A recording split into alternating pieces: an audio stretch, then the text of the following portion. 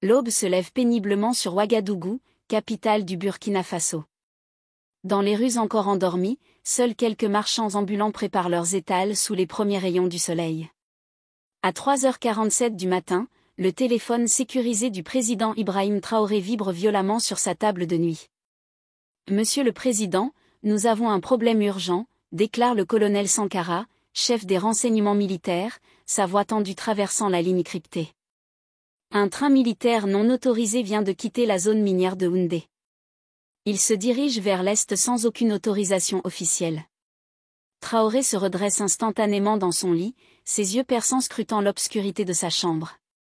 À 36 ans, le plus jeune chef d'État du monde a développé une intuition remarquable pour détecter les menaces contre son pays.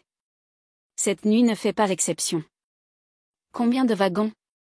Quelle est sa destination présumée ? Demande-t-il en enfilant rapidement son uniforme militaire. 12 wagons, Monsieur le Président. Le convoi ignore tous nos signaux radio.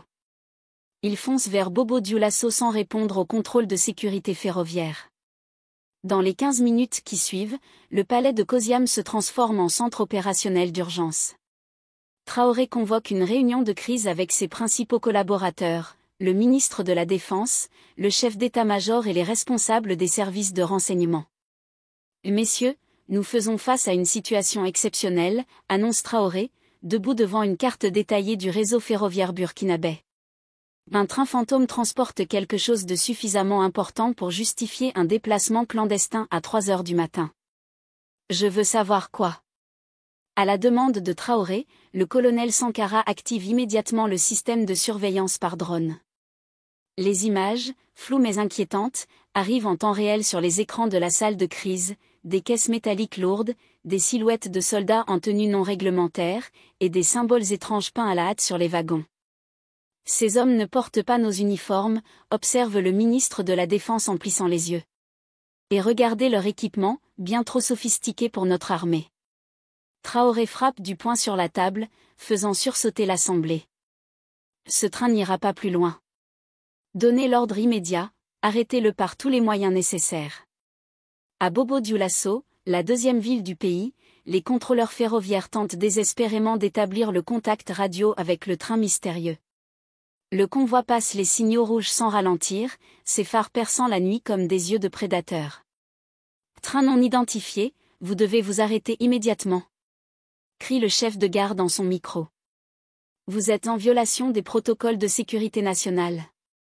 Aucune réponse. Le train continue sa course folle vers l'est, emportant ses secrets dans un grondement métallique qui réveille les villages traversés. L'armée burkinabé réagit avec une efficacité remarquable. En moins d'une heure, 2 unités blindées convergent vers Koudougou, ville stratégique située sur la ligne ferroviaire.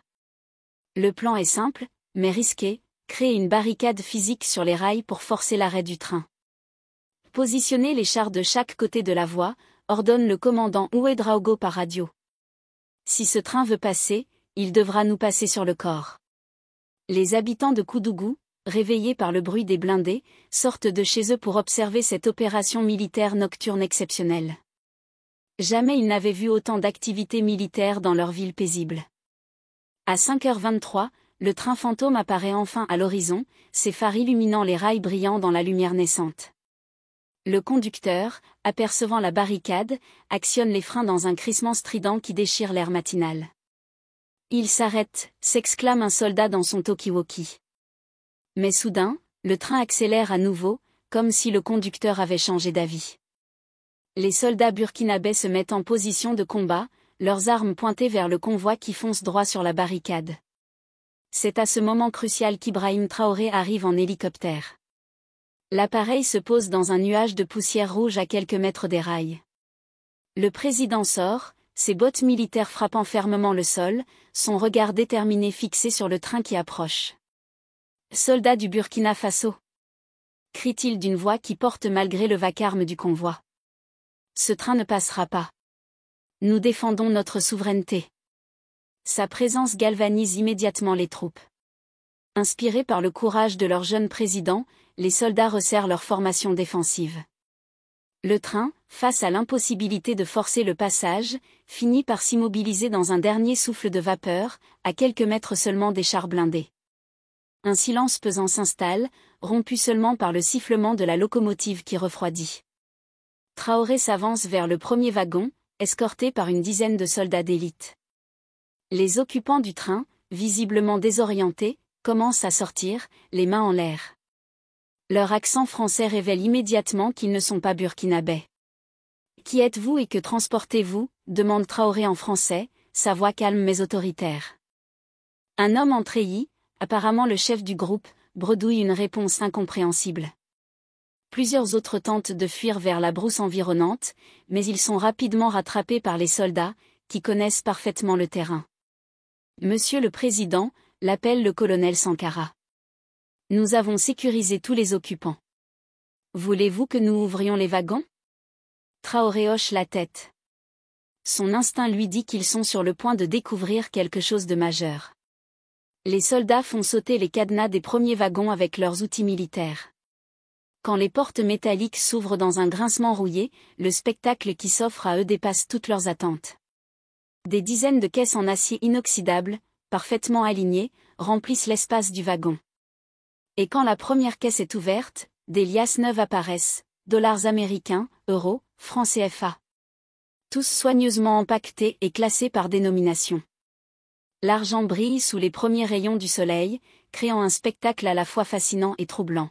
« Mon Dieu » murmure un soldat, les yeux écarquillés devant cette fortune inattendue. Traoré reste silencieux quelques instants, contemplant cette découverte qui va changer le cours de l'histoire de son pays. Puis, d'une voix ferme qui résonne dans l'air matinal du Burkina Faso, il déclare : « Soldats, nous venons de découvrir la preuve d'un crime contre notre nation. Cette fortune n'était pas destinée à enrichir notre peuple, mais à l'appauvrir davantage. » Le soleil de midi frappe impitoyablement la gare de Koudougou, transformée en centre d'opération extraordinaire. Des tentes militaires ont été dressées à la hâte autour du train immobilisé, créant un campement temporaire où experts comptables, techniciens de l'armée et enquêteurs spécialisés travaillent sans relâche. Ibrahim Traoré, qui n'a pas quitté les lieux depuis l'interception, observe les opérations sous une tente de commandement improvisée. La chaleur est accablante, mais l'adrénaline de la découverte maintient tout le monde en alerte. « Monsieur le Président », annonce le chef comptable Farah, un homme méticuleux aux lunettes épaisses. Le décompte préliminaire est stupéfiant. Nous avons identifié plus de 200 millions de dollars américains en espèces, plus 50 millions d'euros, et environ 20 milliards de francs CFA. Les chiffres résonnent dans la tente comme une bombe. Même pour un pays producteur d'or comme le Burkina Faso, une telle somme en liquide représente une fortune colossale.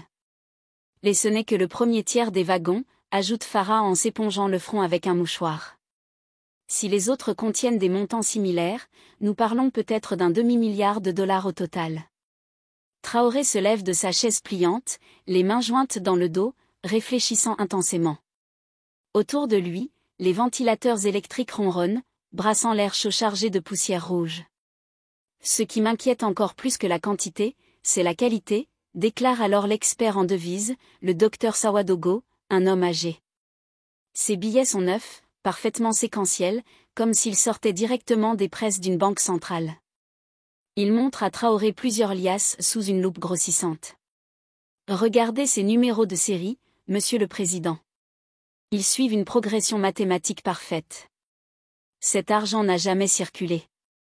L'enquêteur principal, l'inspecteur Caboret, arrive en courant sous la tente, tenant des documents plastifiés dans ses mains gantées. Monsieur le Président, nous avons trouvé des papiers cachés dans une double cloison du troisième wagon.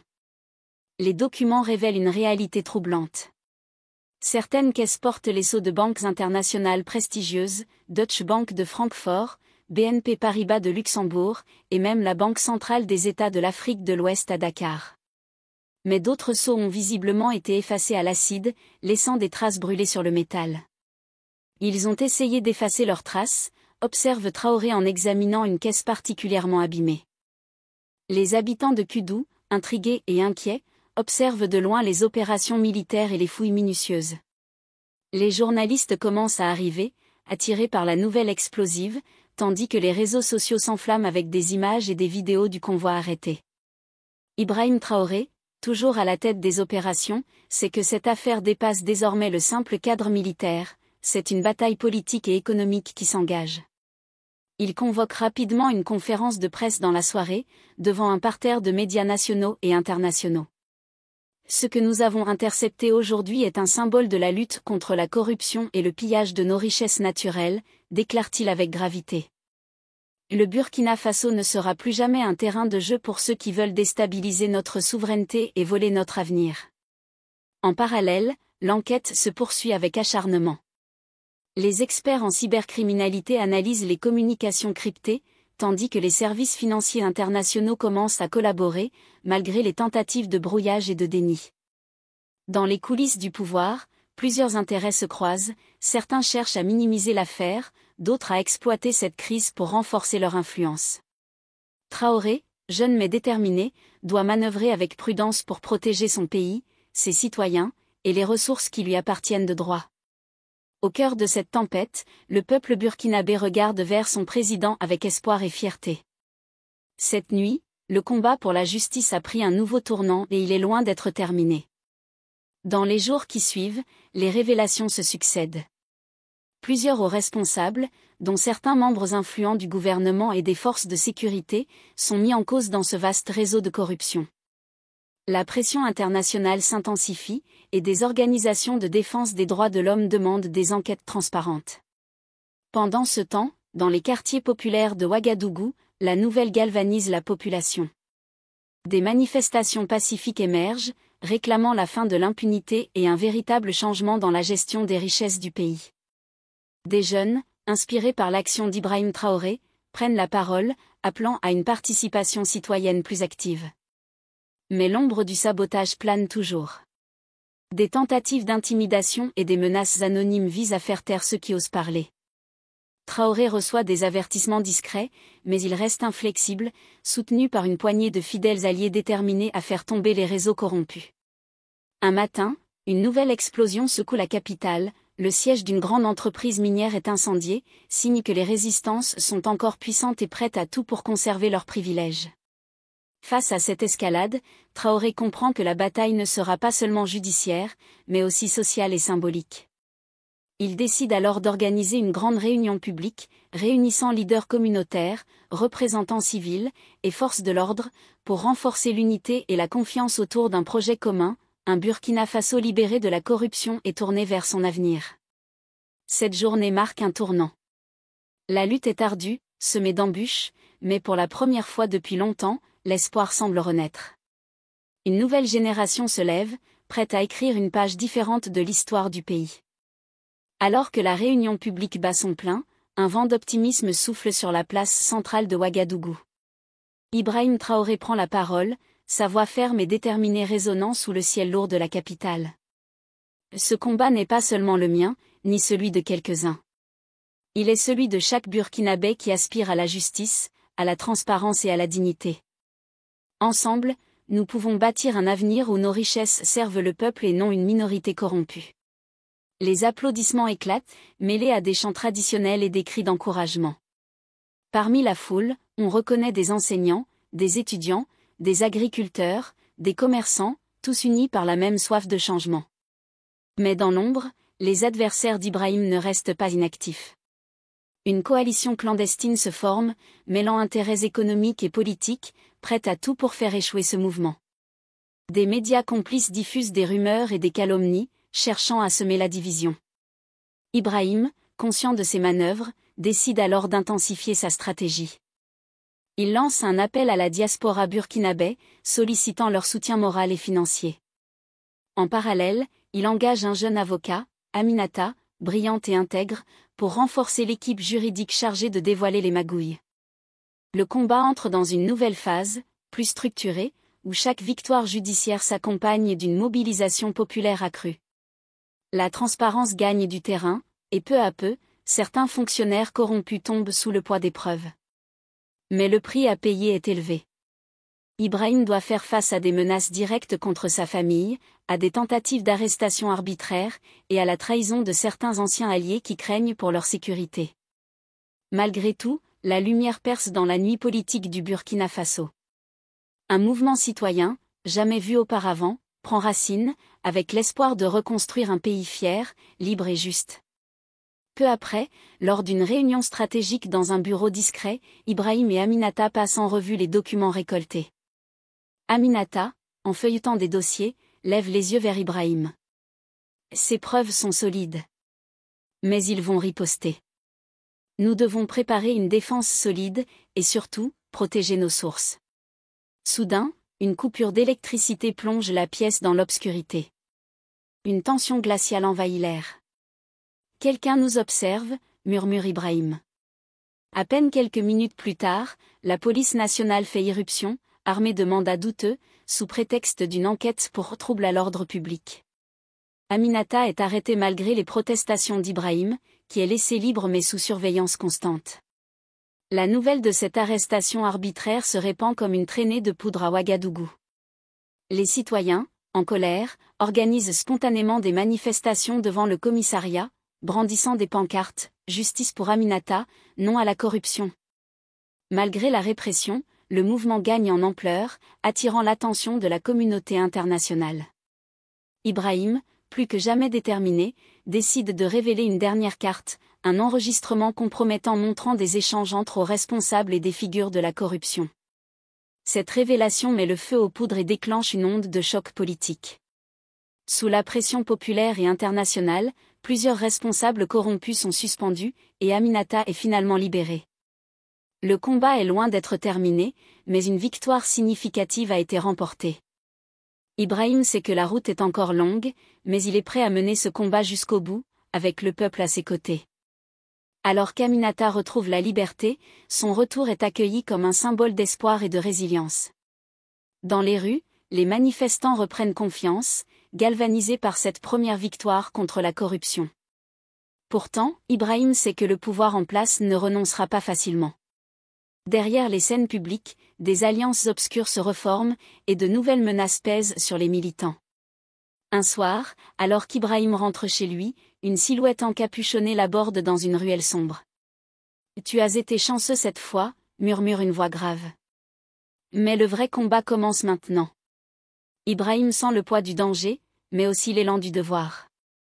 Avec Aminata à ses côtés, il décide de créer un réseau clandestin d'information, reliant journalistes, avocats et citoyens engagés, pour surveiller et dénoncer toute forme de corruption et d'abus. À travers ce réseau, il découvre bientôt un scandale encore plus vaste, impliquant non seulement des politiciens, mais aussi des entreprises étrangères et des hauts fonctionnaires. Le combat d'Ibrahim et Aminata prend alors une dimension internationale. Les mois passent, les enquêtes s'intensifient, et malgré les intimidations, leur détermination ne faiblit pas.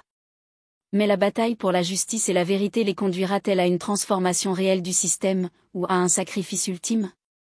Alors que le réseau clandestin d'Ibrahim et Aminata gagne en influence, leurs actions commencent à faire trembler les fondations du pouvoir corrompu.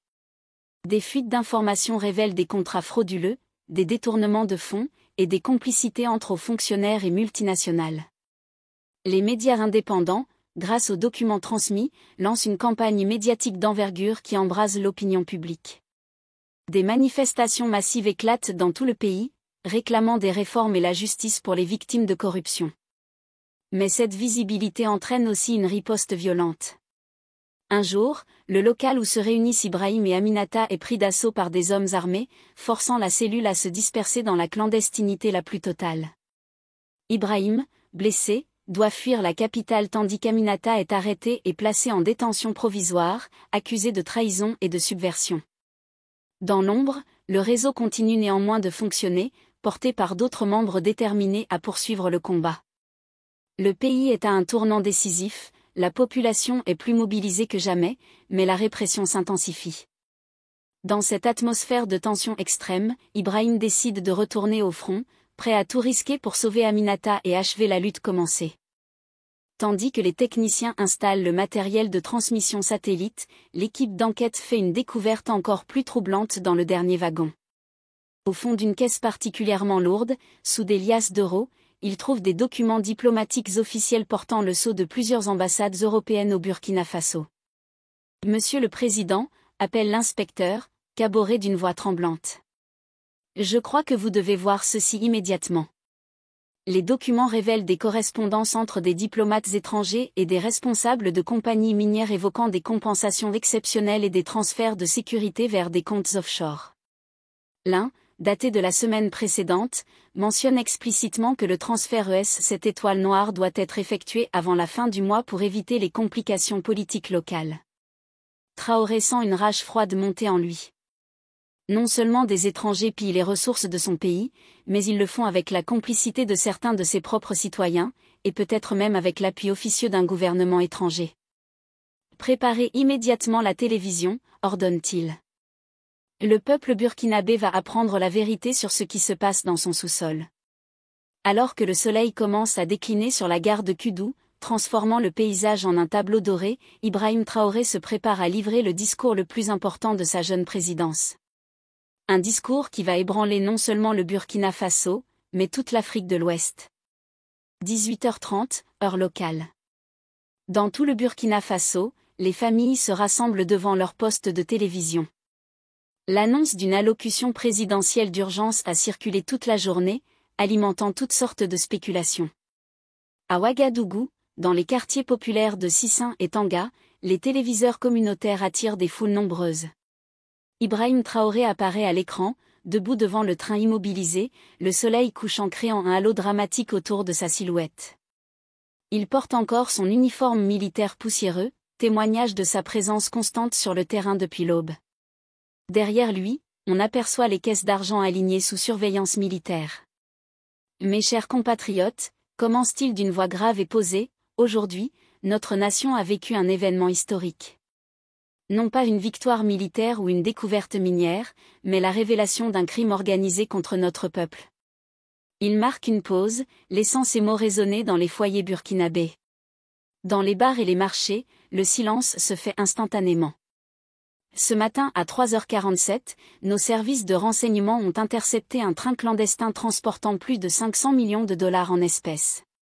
500 millions de dollars, mes frères et sœurs, l'équivalent de notre budget national de santé et d'éducation réunis.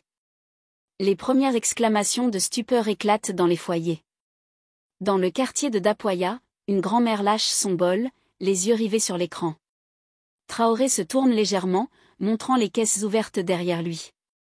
Cet argent, sorti directement de nos mines d'or, était en route vers l'étranger, volé à notre peuple par un réseau international que nous commençons seulement à démanteler. Les caméras zoomant sur les liasses de billets, créant un effet visuel saisissant. Lors du transfert, le Burkina Faso est transformé en devises étrangères, prêt à s'évaporer vers des comptes offshore. Mais ce qui me révolte le plus, continue le président, sa voix montant d'un cran, c'est que ce pillage systématique se faisait avec la complicité de certains de nos propres citoyens, des traîtres qui ont vendu l'avenir de leurs enfants pour des miettes jetées par leurs maîtres étrangers. Dans les rues de Ouagadougou, les premières manifestations spontanées commencent. Des groupes de jeunes sortent de chez eux, scandant « Traoré ! Traoré !», certains brandissant des drapeaux burkinabés. Le président sort alors de sa poche un document officiel, le dépliant soigneusement devant les caméras. J'ai ici la preuve que des ambassades étrangères connaissaient cette opération. Des diplomates censés respecter notre souveraineté organisaient en réalité le pillage de nos ressources. Il lève le document vers la caméra, suffisamment près pour que les téléspectateurs puissent distinguer les entêtes officielles et les sceaux diplomatiques. À ces puissances étrangères qui nous traitent encore comme une colonie, j'ai un message clair. Le temps du pillage gratuit est révolu. Cette richesse appartient au peuple burkinabé, et c'est au peuple burkinabé qu'elle reviendra. L'effet est électrisant. Dans les universités, les étudiants sortent en masse de leurs résidences, reprenant les slogans du président. À Bobo-Dioulasso, la deuxième ville du pays, des milliers de personnes convergent spontanément vers la place centrale. Traoré poursuit son discours, sa passion transparaissant maintenant clairement. Nous allons utiliser cet argent pour ceux qui l'auraient toujours dû financer, des hôpitaux pour soigner nos malades, des écoles pour éduquer nos enfants, des routes pour connecter nos villages, des puits pour abreuver nos familles. À ce moment précis, un assistant lui tend une enveloppe. Traoré l'ouvre en direct, lisant rapidement son contenu. Son visage se durcit. Et voici que nos partenaires montrent leur vrai visage, dit-il en brandissant la lettre. Je viens de recevoir un ultimatum d'une ambassade européenne exigeant la restitution immédiate de cette fortune. Ils osent réclamer l'argent volé à notre peuple. La foule massée autour de la gare Koubu explose en huées et en sifflets. L'indignation est palpable. Sans hésitation, Traoré approche la lettre d'un briquet militaire. Voici ma réponse à cet ultimatum, déclare-t-il en enflammant le papier officiel. Cette richesse a été extraite avec le sang et la sueur africains. Elle restera en Afrique. L'image de la lettre diplomatique se consumant dans les mains du président devient instantanément iconique. Dans les réseaux sociaux africains, elle sera partagée des millions de fois dans les heures suivantes. À partir d'aujourd'hui, continue Traoré tandis que les dernières flammes s'éteignent, nous lançons la révolution économique de notre pays. Fini la dépendance, fini l'assistance, fini le pillage organisé. Le Burkina Faso reprend le contrôle de son destin. Mais son discours est soudainement interrompu par l'arrivée urgente du colonel Sankara qui lui glisse quelques mots à l'oreille. Le visage de Traoré se rembrunit instantanément. Mes compatriotes, reprend-il face aux caméras, même en cet instant, nos ennemis tentent de nous intimider. Nos radars viennent de détecter un convoi militaire non identifié qui approche de notre frontière nord. Ils pensent nous faire peur avec leur démonstration de force. Il se redresse, bombant le torse, son regard défiant fixé droit dans l'objectif. Qu'ils viennent. Le peuple burkinabé n'a pas peur. Nous avons survécu à la colonisation. Nous avons résisté au terrorisme. Nous résisterons à cette nouvelle forme d'agression économique. L'enthousiasme populaire atteint son paroxysme. À Ouagadougou, la place de la Nation se remplit d'une foule immense, brandissant des pancartes « Touchez pas à notre président » et « L'or burkinabé pour les Burkinabés ». Des chants traditionnels mêlés à des slogans politiques résonnent dans la nuit tombante. Ce soir, conclut Traoré, nous avons prouvé que notre petite nation peut tenir tête aux plus puissants. Demain, nous commencerons à construire l'avenir que méritent nos enfants. Vive le Burkina Faso! Vive l'Afrique souveraine! Quand l'émission se termine, le pays tout entier semble en ébullition. Les téléphones portables sonnent sans arrêt, les réseaux sociaux explosent, et les rues se remplissent de manifestants enthousiastes. Mais dans les chancelleries occidentales et les conseils d'administration des multinationales, l'ambiance est tout autre. Le jeune président du Burkina Faso vient de déclarer une guerre économique dont personne ne peut prédire l'issue. Au même moment, à quelques kilomètres de la frontière togolaise, des véhicules militaires sans identification avancent dans la nuit vers le territoire burkinabé. L'affrontement que redoutait Traoré approche à grands pas. Minuit passé, la base militaire de paix, située à 15 km de la frontière avec le Ghana, vibre sous les retours d'hélicoptères d'urgence. Ibrahim Traoré, qui n'a pas dormi depuis plus de 20 heures, coordonne personnellement les opérations de sécurisation du territoire depuis le centre de commandement souterrain. Monsieur le Président, annonce le lieutenant Coupaoré en faisant irruption dans la salle, nos détecteurs automatiques ont repoussé une tentative d'infiltration sur le site de stockage de Koubu. 3 individus armés ont tenté de faire sauter l'entrepôt où nous gardons une partie des caisses. Traoré lève les yeux des cartes militaires étalées devant lui. Des victimes? Aucune de notre côté, Monsieur le Président. Les intrus ont pris la fuite quand les projecteurs automatiques se sont déclenchés.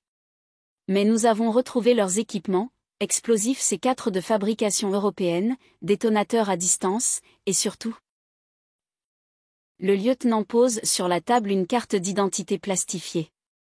L'un d'eux a perdu ceci dans sa fuite, Marcus Van Herberg, citoyen néerlandais, ancien militaire selon nos bases de données.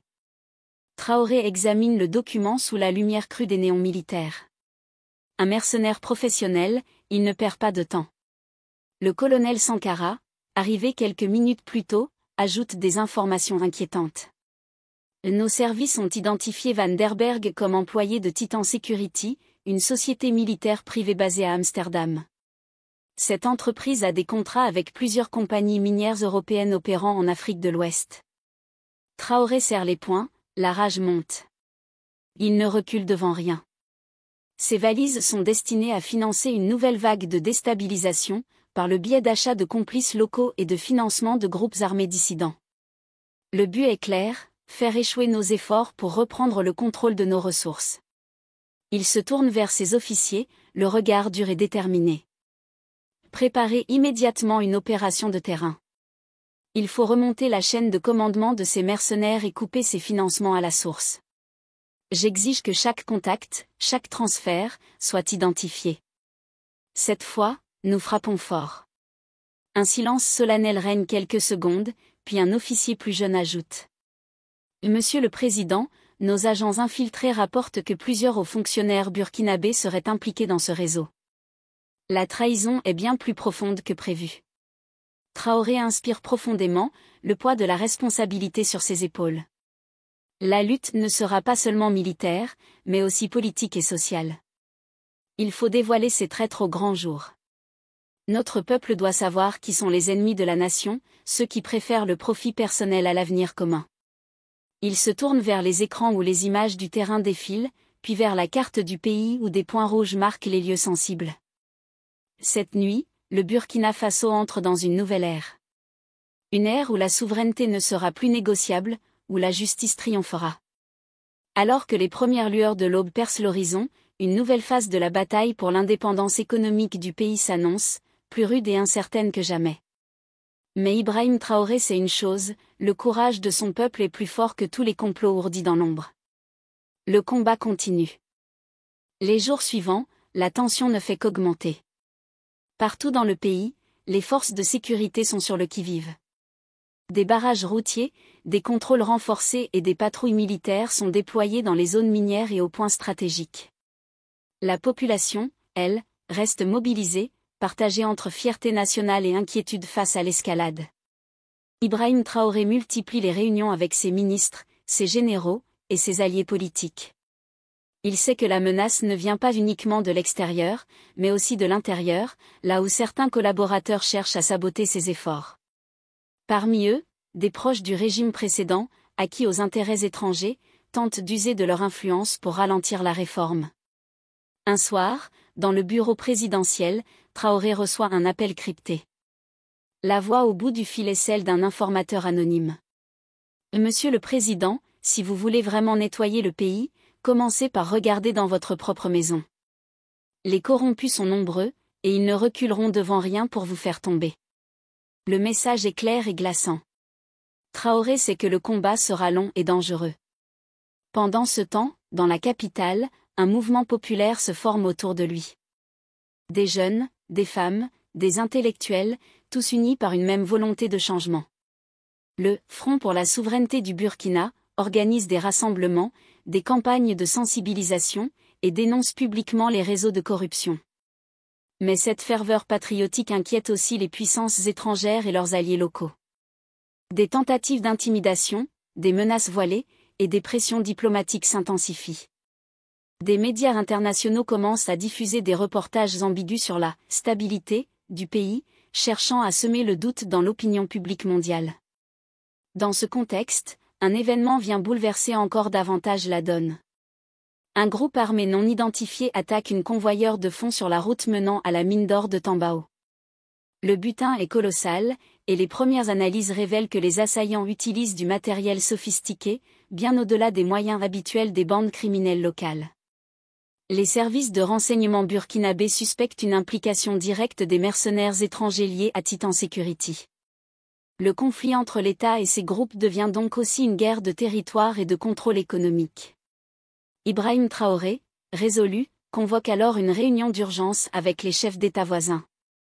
Il faut impérativement créer une coalition régionale pour combattre ensemble cette menace transnationale. Après plusieurs jours de négociations tendues, un pacte de sécurité est signé à Ouagadougou, unissant le Burkina Faso, le Mali, le Niger et le Ghana dans une alliance contre le pillage de leurs ressources. Cette nouvelle alliance, baptisée « Pacte de l'or et de la liberté », marque un tournant décisif.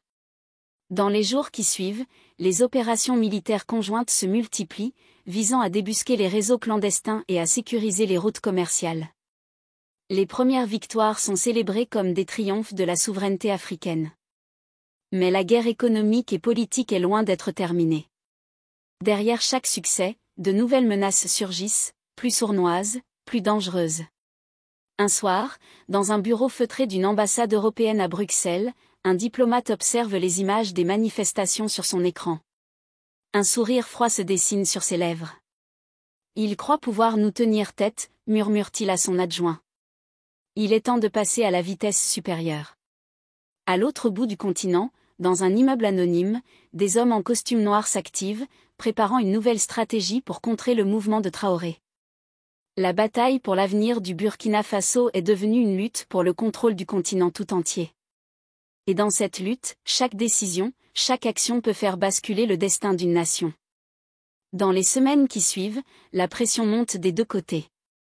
Les services secrets burkinabés interceptent des communications cryptées entre les mercenaires et leurs commanditaires étrangers.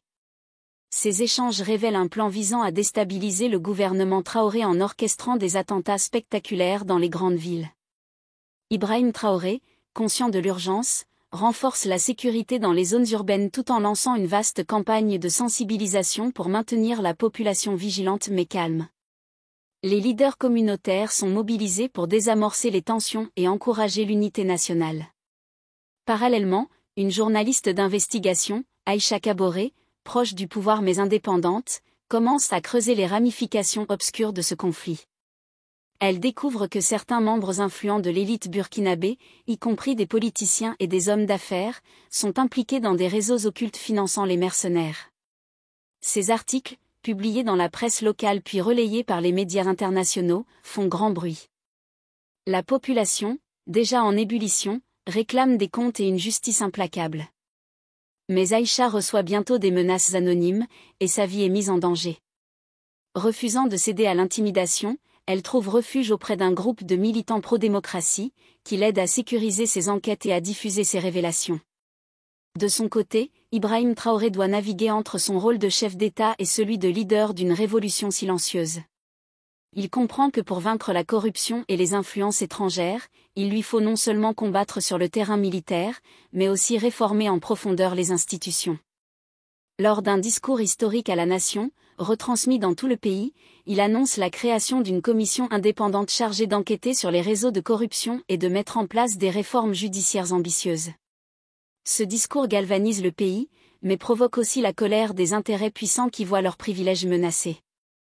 Dans l'ombre, des alliances se reforment, des trahisons se préparent, et la tension atteint un point de rupture. Un matin, alors que le soleil se lève sur Ouagadougou, une explosion secoue un quartier populaire. La cible, un centre communautaire récemment ouvert, symbole du renouveau et de l'espoir. Le pays retient son souffle. L'heure des décisions cruciales est arrivée. L'explosion fait plusieurs victimes, dont des enfants et des bénévoles qui s'étaient mobilisés pour reconstruire leur quartier. La douleur et l'indignation se propagent comme une traînée de poudre à travers tout le pays. Les réseaux sociaux s'enflamment, dénonçant à la fois la violence aveugle et l'inaction supposée des autorités. Ibrahim Traoré, profondément affecté par ce drame, se rend immédiatement sur place. Il prend la parole devant les familles endeuillées et promet que la justice sera rendue, coûte que coûte. Ce moment, chargé d'émotion, révèle à la nation un visage plus humain et vulnérable du président. Parallèlement, les forces de sécurité lancent une vaste opération pour traquer les responsables de l'attentat. Les enquêtes avancent rapidement grâce aux informations recueillies par Aïcha Kaboré et ses contacts dans les milieux militants. Mais alors que la tension atteint son paroxysme, une nouvelle révélation éclate, un des conseillers proches du président est soupçonné d'avoir joué un rôle dans la planification de l'attentat, en lien avec des groupes financiers étrangers. Ce scandale secoue le palais présidentiel et divise le gouvernement. Ibrahim Traoré doit agir vite pour préserver son intégrité et celle de son mouvement. Il ordonne une enquête interne, tout en appelant à l'unité nationale et à ne pas céder aux provocations. Dans le même temps, Aïcha publie un reportage explosif qui met au jour les collusions entre certains dirigeants politiques, les milieux d'affaires corrompus et les mercenaires. Le pays est à la croisée des chemins, entre espoir de changement et menace d'implosion. Face à cette situation, la société civile organise des manifestations pacifiques, exigeant la transparence, la justice et un véritable changement politique. Mais dans l'ombre, les ennemis du progrès préparent leur contre-offensive, déterminés à préserver leur pouvoir par tous les moyens. L'avenir du Burkina Faso semble suspendu à un fil. Ibrahim Traoré, conscient que sa crédibilité est en jeu, décide de convoquer un conseil extraordinaire rassemblant ses plus proches alliés et les chefs des forces armées. Il insiste sur la nécessité de restaurer la confiance du peuple en montrant que le gouvernement est prêt à faire face à toutes les menaces, internes comme externes. Dans la foulée, il annonce la mise en place d'une commission indépendante chargée d'enquêter sur toutes les ramifications de l'attentat, incluant la participation présumée de certains membres de son entourage. Cette décision courageuse est saluée par une partie de la population, mais elle suscite également la méfiance des milieux conservateurs qui voient en elle une volonté de purge politique. Pendant ce temps, Aïcha continue son travail d'investigation, s'appuyant sur ses contacts et son réseau d'informateurs pour dévoiler d'autres scandales liés à la corruption et au trafic d'influence. Son reportage, diffusé sur plusieurs chaînes internationales, attire l'attention d'ONG et d'organisations internationales qui appellent à un soutien accru pour la démocratie au Burkina Faso. Mais la pression monte également sur Aïcha. Des menaces anonymes, des tentatives d'intimidation et des attaques contre ses proches ne tardent pas à apparaître. Refusant de céder, elle multiplie les rendez-vous publics et les interventions médiatiques pour dénoncer la violence politique et appeler à la solidarité citoyenne. Dans l'ombre, les adversaires d'Ibrahim Traoré ourdissent un plan pour discréditer le président et affaiblir son mouvement. Ils fomentent une campagne de désinformation, exploitant les tensions ethniques et sociales pour diviser la population et fragiliser la cohésion nationale. Ibrahim, confronté à ces défis, se rapproche alors de certains leaders traditionnels et religieux, dans une démarche inclusive visant à apaiser les divisions et à bâtir un front uni contre la menace des extrémismes. Cette stratégie, bien que risquée, commence à porter ses fruits, des leaders communautaires autrefois sceptiques apportent leur soutien, et des groupes militants modèrent leurs revendications pour privilégier le dialogue et la paix sociale. Cependant, la route reste semée d'embûches. L'attentat a laissé des cicatrices profondes dans la société, et la reconstruction politique et morale s'annonce longue et complexe. Alors que le pays tente de se relever, une question demeure, Ibrahim Traoré parviendra-t-il à transformer cette crise en une véritable opportunité de renouveau démocratique, ou sera-t-il emporté par les tempêtes qui agitent le Burkina Faso ? Malgré ses efforts pour rassembler les forces vives du pays, Ibrahim Traoré se heurte à une opposition de plus en plus virulente. Les ennemis politiques profitent de chaque faux pas pour alimenter la défiance envers son gouvernement. Des manifestations éclatent dans plusieurs villes, parfois marquées par des violences sporadiques, ce qui fragilise davantage la stabilité nationale. Au même moment, un nouveau protagoniste entre en scène, Kadiata Sangaré, une jeune avocate et militante des droits humains. Issue d'un quartier populaire d'Ouagadougou, Kadiata s'est fait connaître par ses prises de position courageuses contre la corruption et l'impunité. Elle décide de prendre publiquement la défense d'Aïcha, dont la vie est menacée, et exige des garanties pour la liberté de la presse et la protection des journalistes. Cette alliance inattendue entre Ibrahim Traoré et Kadiata Sangaré commence à dessiner une nouvelle dynamique politique. Tandis que le président cherche à renforcer son leadership en se montrant plus transparent et inclusif, Kadiata mobilise la société civile autour d'un projet de réforme judiciaire et institutionnelle profonde. Mais cette collaboration ne plaît pas à tous. Les réseaux occultes qui tirent les ficelles dans l'ombre intensifient leur campagne de déstabilisation, allant jusqu'à orchestrer des sabotages économiques et des infiltrations au sein même de l'armée. Face à cette montée des périls, Ibrahim décide d'instaurer un dialogue national, réunissant toutes les forces politiques, sociales et religieuses du Burkina Faso.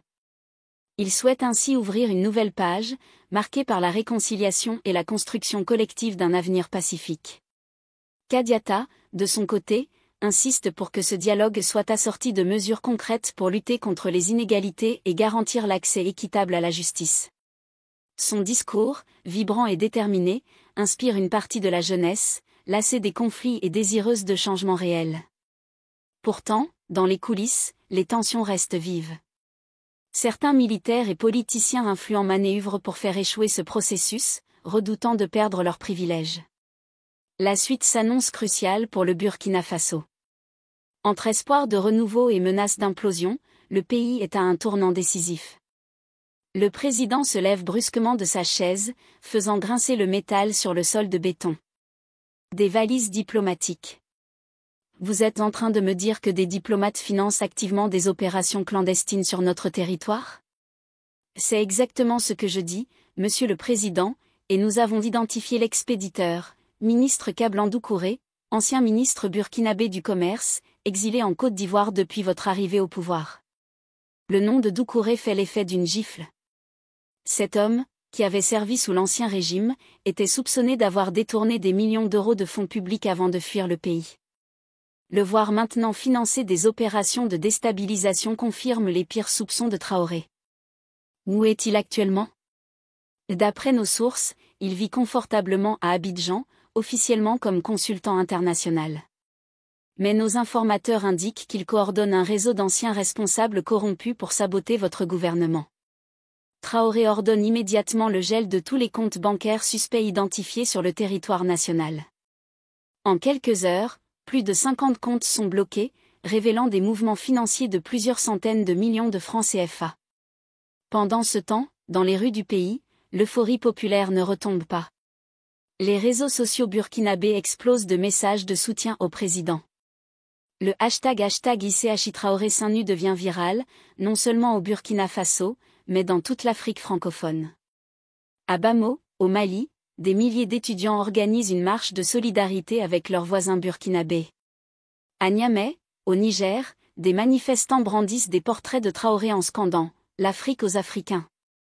Le mouvement dépasse largement les frontières du petit pays sahélien. Mais cette popularité inquiète les chancelleries occidentales. À 3 heures du matin, heure de Ouagadougou, le téléphone rouge de la présidence sonne. C'est l'Union africaine qui demande une réunion de crise pour éviter une déstabilisation régionale. Ils ont peur, murmure Traoré à son conseiller. Pour la première fois depuis les indépendances, un petit pays africain tient tête au système. Cela leur donne des idées dangereuses. Pourtant, au lieu de se laisser intimider, le président burkinabé prend une décision audacieuse. Il convoque son ministre des Finances et une équipe de jeunes économistes formés aux meilleures universités africaines. « Messieurs, l'heure est venue », annonce-t-il en entrant dans la salle de réunion improvisée. Nous allons utiliser cette fortune récupérée pour lancer le projet le plus ambitieux de l'histoire moderne de notre pays, la première monnaie numérique souveraine d'Afrique de l'Ouest. L'idée est révolutionnaire. Plutôt que de garder ses devises étrangères, le Burkina Faso va les convertir en une crypto-monnaie nationale, échappant ainsi au contrôle des banques centrales occidentales. Nous appellerons cette monnaie le Sankara, en hommage à notre héros national, précise Traoré. Chaque citoyen burkinabé recevra un portefeuille numérique gratuit. Les services publics, les salaires, les impôts, tout passera progressivement par ce système. L'économiste en chef, Dr Zidane Ouedraogo, formé à Omi, manifeste son enthousiasme. Monsieur le Président, c'est exactement ce dont l'Afrique a besoin, une monnaie qui ne peut être manipulée par les spéculateurs internationaux, et qui reste entièrement sous notre contrôle. Mais la mise en œuvre d'un tel projet nécessite une sécurité informatique exceptionnelle. Traoré fait appel aux meilleurs ingénieurs burkinabés de la diaspora, les convainquant de rentrer au pays pour participer à cette révolution économique. L'annonce du projet Sankara Coin provoque un séisme dans les milieux financiers internationaux. Pour la première fois, un État africain menace sérieusement de sortir du système monétaire occidental. Les bourses européennes chutent, les prix de l'or s'envolent, et les géants de l'industrie minière voient leurs actions dégringoler. Tandis que les équipes techniques travaillent jour et nuit pour développer la nouvelle monnaie, Traoré reçoit des messages de soutien surprenants. Des pays comme le Venezuela, l'Iran, et même certains États africains commencent à s'intéresser de près à l'expérience burkinabé. Nous ne sommes plus seuls, se dit le président en contemplant les étoiles depuis la terrasse de son quartier général temporaire. L'Afrique se réveille enfin.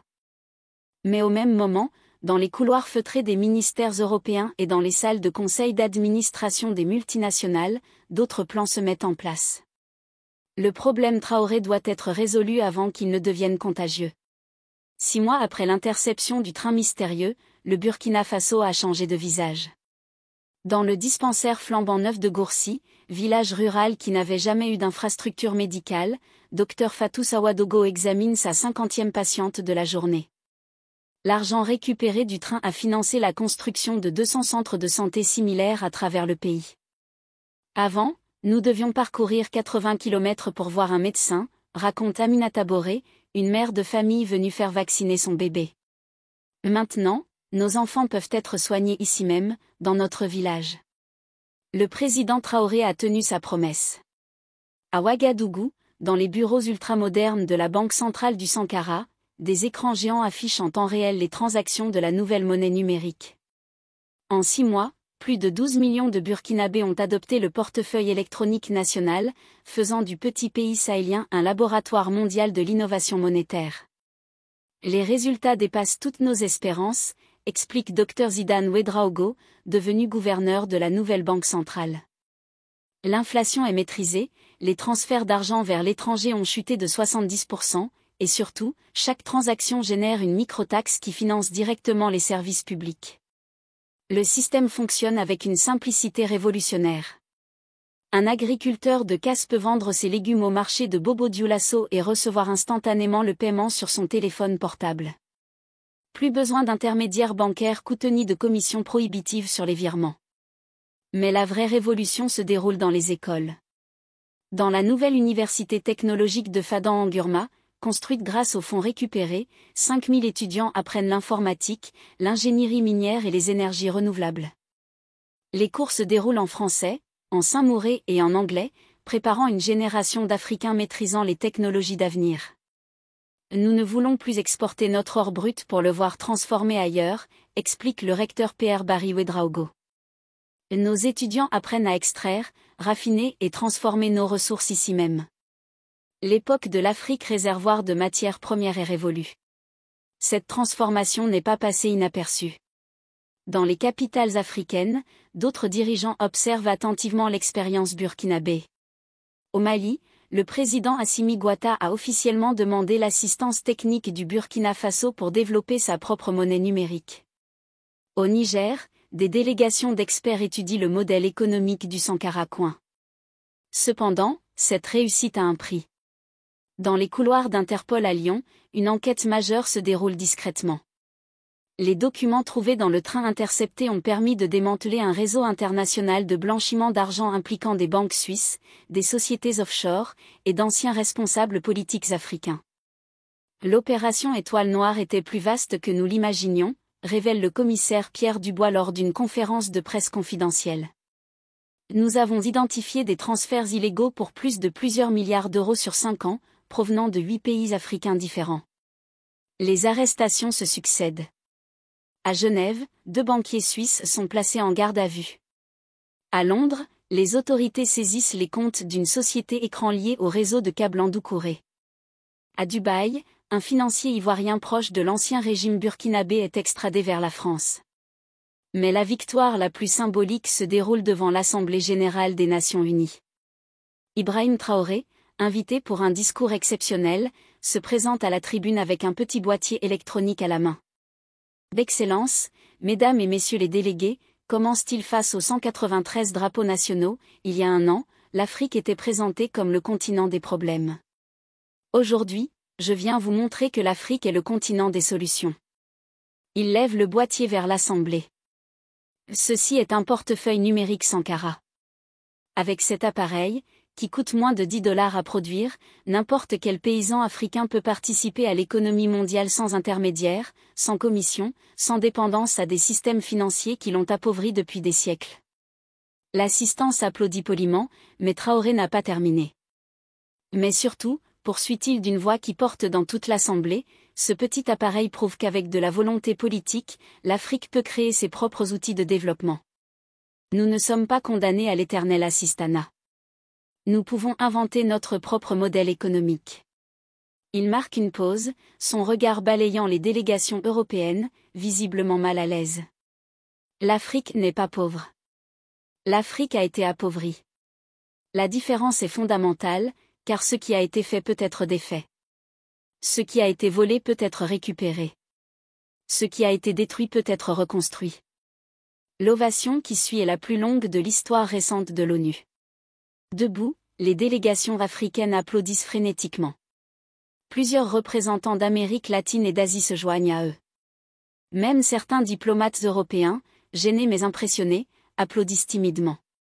De retour à Ouagadougou, Ibrahim Traoré contemple le paysage depuis la colline de la Koubri. Le soleil couchant baigne la ville d'une lumière dorée, comme une promesse d'avenir.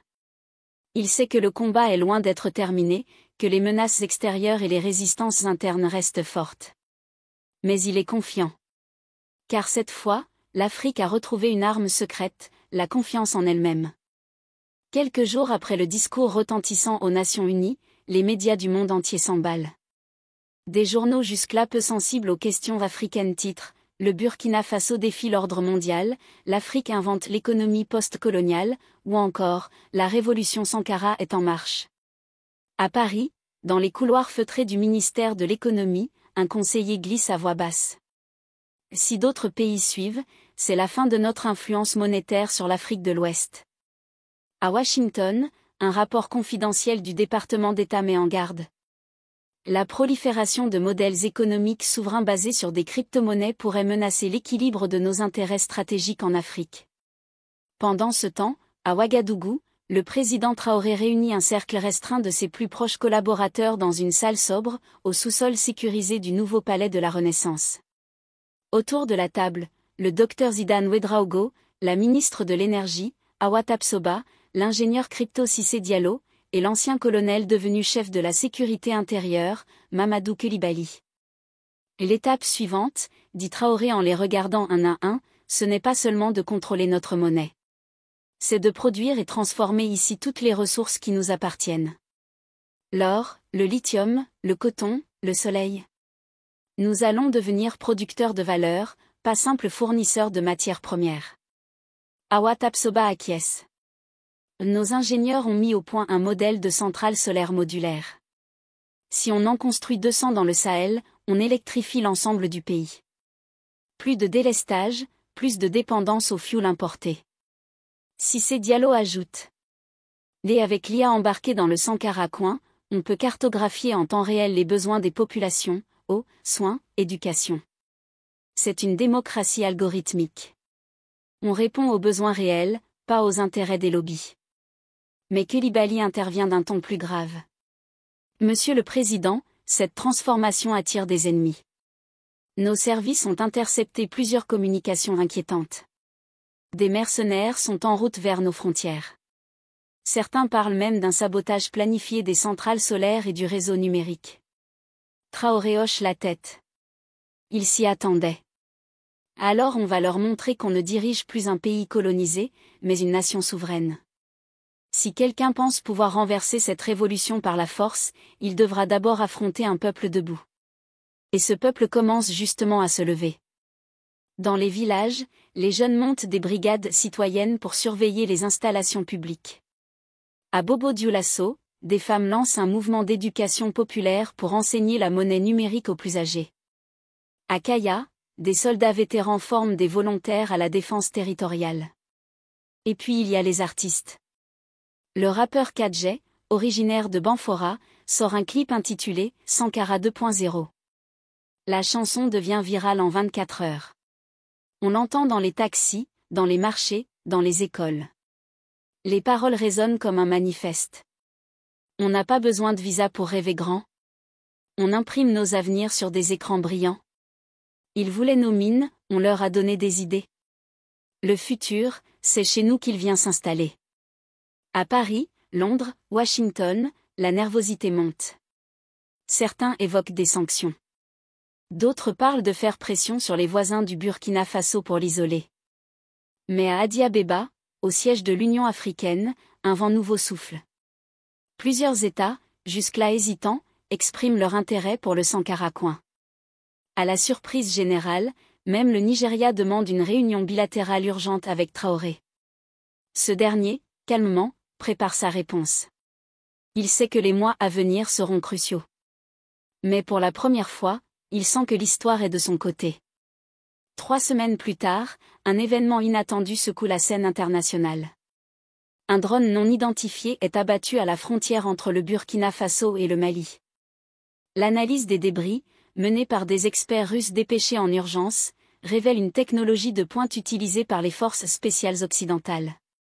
Une caméra thermique dissimulée, un système de communication satellite militaire, et surtout, un dispositif de marquage laser. Ce drone n'espionnait pas, il préparait une frappe. À Ouagadougou, l'annonce est faite lors d'une conférence de presse solennelle. Le ministre de la Défense, Mamadou Coulibaly, prend la parole devant une centaine de journalistes venus du monde entier. Ce n'est plus une guerre de l'ombre.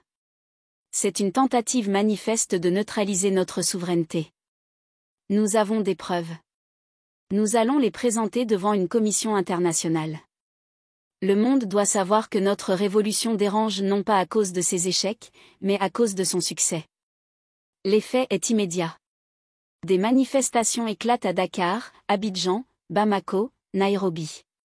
Des jeunes brandissent des pancartes, Sankara n'est pas mort, l'Afrique se réveille, nos ressources, notre futur.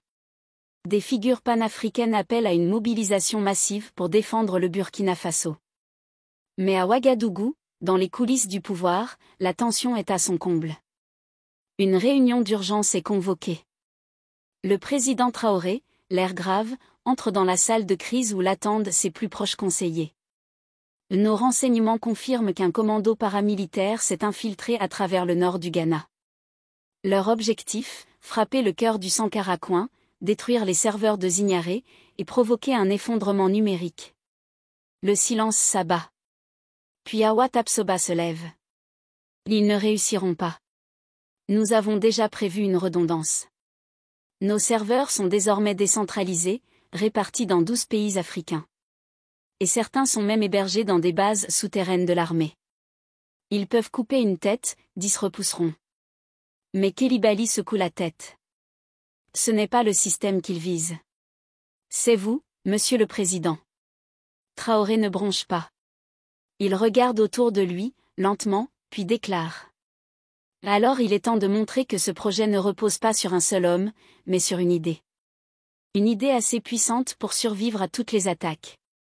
Le lendemain, dans une allocution retransmise en direct dans toute l'Afrique francophone, le président Ibrahim Traoré annonce une décision historique. Le Burkina Faso ne sera plus jamais dirigé par une seule personne. Nous passons au modèle du Conseil des gardiens du Sankara-Coin. Un pouvoir collectif, horizontal, transparent. Désormais, toutes les décisions majeures seront soumises à une blockchain civique, où chaque citoyen aura une voix. C'est un séisme politique. Le premier président africain élu qui renonce volontairement à son pouvoir individuel pour bâtir une gouvernance numérique participative. À Bruxelles, un diplomate européen lâche, sidéré. Ils sont en train de réécrire le manuel politique du XXIe siècle. Mais la menace plane toujours. Le commando approche. L'affrontement semble inévitable. 2 nuits plus tard. Quelque part dans le nord du Ghana, à la lisière de la frontière burkinabé. Sous le couvert d'un ciel sans lune, un convoi camouflé avance lentement, escorté par des mercenaires aguerris, anciens SAS et ex-agents de la CIA recyclés dans le privé. Ils sont 32, lourdement armés, équipés de brouilleurs portables, de fusils à lunettes, de lunettes infrarouges. Leur objectif est clair, frapper le centre nerveux du Sankara-Coin et capturer ou éliminer ses têtes stratégiques. Mais ce qu'ils ignorent, c'est que le Burkina les attend. À la base militaire de Djibo, le général Abdoul Yakouba, vétéran des forces spéciales, observe leur progression sur un écran tactile. Des drones discrets, pilotés depuis une salle sécurisée par de jeunes ingénieurs formés à Moscou et à Kigali, suivent chaque pas du commando. Ils sont dans notre filet, dit le général avec calme. Attendez le signal. Dans l'ombre des collines voisines, plusieurs centaines de volontaires de la défense nationale, épaulés par des chasseurs d'oiseaux et des experts en cyberguerre, se préparent au contact. À Ouagadougou, pendant ce temps, une autre bataille se joue, la diplomatie mondiale entre en effervescence. À l'ONU, le Niger, le Mali et la Guinée appellent à une session d'urgence pour évoquer les tentatives de déstabilisation contre des États souverains. Le représentant du Burkina Faso brandit les pièces à conviction issues du drone abattu, puis les publie instantanément sur le ledger public du Sankara-Coin, preuve irréfutable et accessible à tous. Le hashtag Afrique inviolable devient viral. Dans les rues d'Accra, de Lagos, d'Addis-Abeba et même de Paris, des manifestants dénoncent l'ingérence occidentale et appellent à la protection du printemps panafricain numérique. Mais au sol, l'heure du choc est arrivée.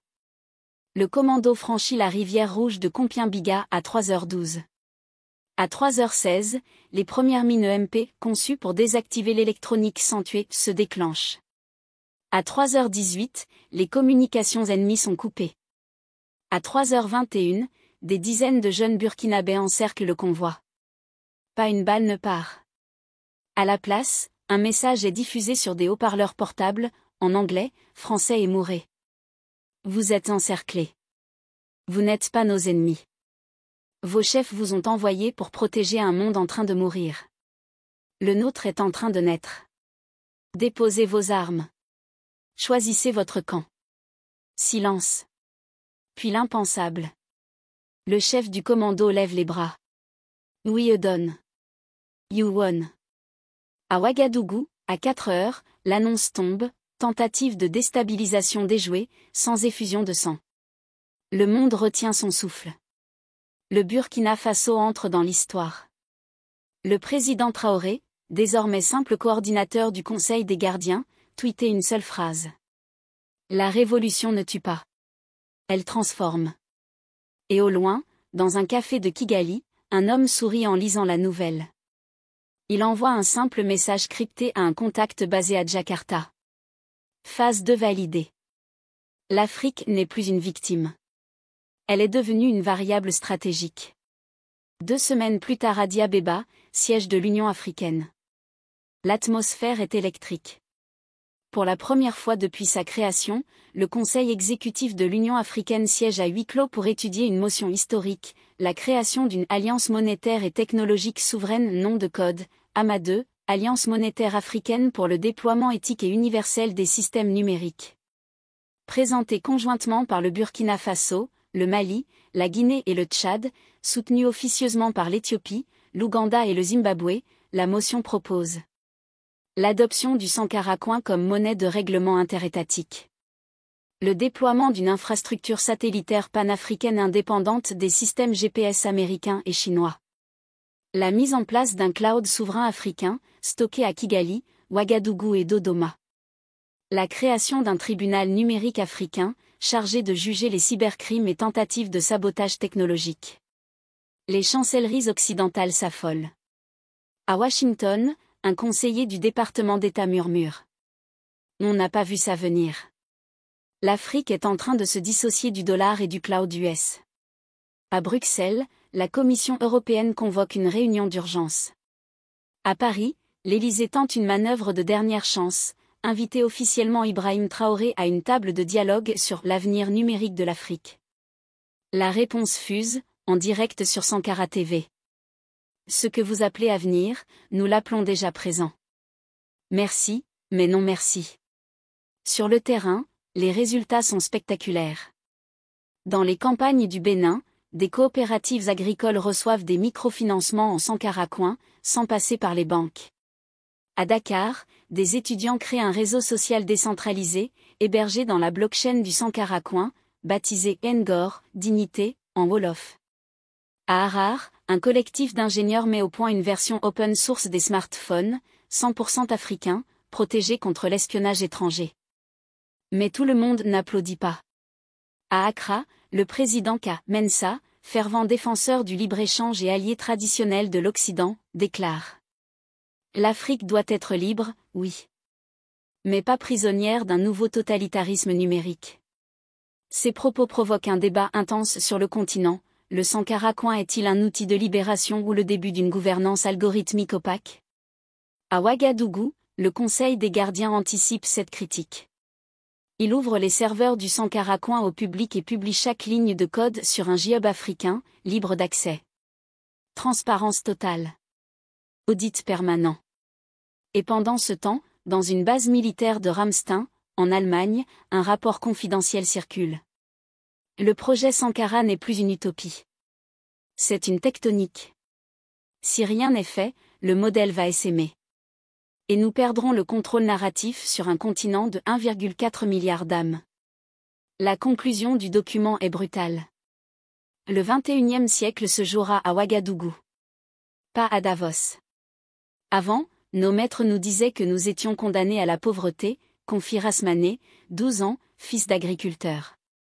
Maintenant, ils nous disent que nous pouvons devenir ingénieurs, médecins ou même présidents.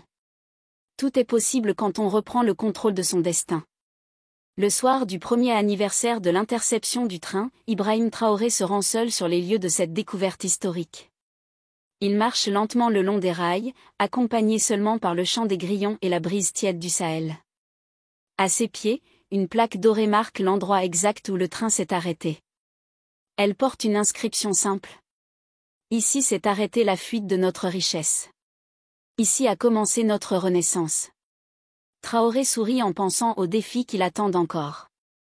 D'autres pays africains demandent son aide pour développer leurs propres systèmes économiques souverains.